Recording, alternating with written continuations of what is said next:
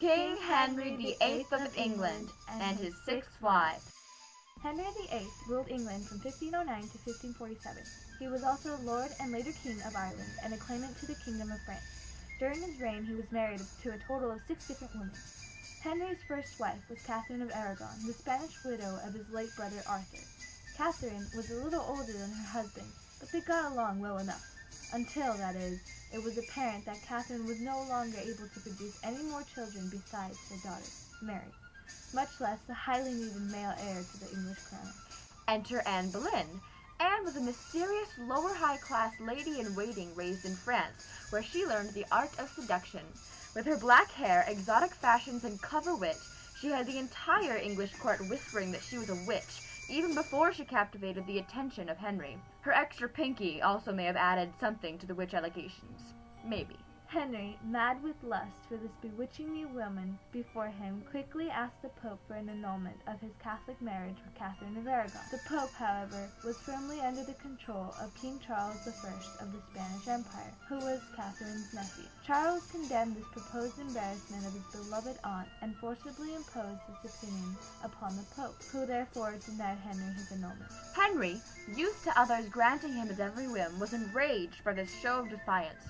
He jumped on the then-growing phenomenon of Protestant Christianity by creating his own church. Henry, the new head of the Anglican Church, the only church created by the desire to get into a woman's pants, gave himself a divorce and quickly sent Catherine to a remote manor to live out the rest of her days in shame. Meanwhile, Anne Boleyn was ecstatic.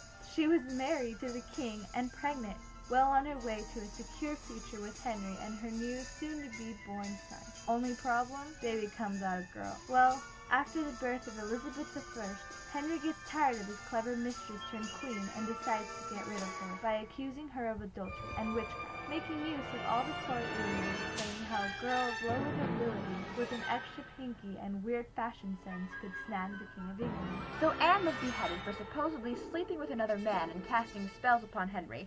Henry's last gift to Anne was making her death quick. In those days, beheadings were often done by axemen, who would take a few hacks to actually kill the criminal. Being executed was a painful and long ordeal. Henry mercifully ordered Anne to be executed by a swordsman who could slice off the head in one fell, painless swoop. So with a chop, Miss Boleyn was no more, and the king was on the market once more. Next came Jane Seymour, the love of Henry's life. The plain, quiet woman was greatly beloved by Henry, who was pleased by her birthing his son, Edward.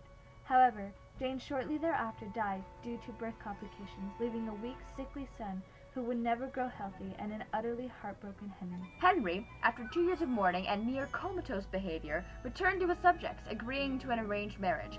Anne of Cleves, a German noblewoman, sent a portrait that greatly exaggerated her beauty, and so when the two finally met after arranging a marriage between England and Germany, Henry was dismayed to find that he had arranged to wed not the gorgeous Babette seen in the portrait, but instead a woman so hideous he is quoted to have compared her face to that of a mule. Henry, being of an older age, a larger weight, and a poor character, was also rather underwhelming for the intelligent Anne. Neither was able to go through with consummating the marriage, and so Henry desperately persuaded Anne to agree to an annulment in exchange for large annual compensation and some valuable property to live upon. So basically, in exchange for being wed to the obnoxious King of England for a few months, Anne was set up to live comfortably for the rest of her days. Henry's next wife was the ever-entertaining Catherine Howard. Catherine Howard was a promiscuous courtesan who really fit into the dumb blonde category. She was hot, Henry wanted her, so he wed her. Then the fun begins. Catherine was really stupid because she did the one thing that every mistress knows not to do. She cheated on the King of England. Multiple times. So, she obviously gets caught and is executed for adultery, which is treason against the crown. Henry's last wife, Catherine Parr, was only 19 when the 50-something-year-old wedded her. Because Henry was so old, morbidly obese, and had chronically infected leg wounds that had plagued him his whole life, not to mention that he was rather obnoxious, Catherine Parr became more like his nurse than a wife in his final years.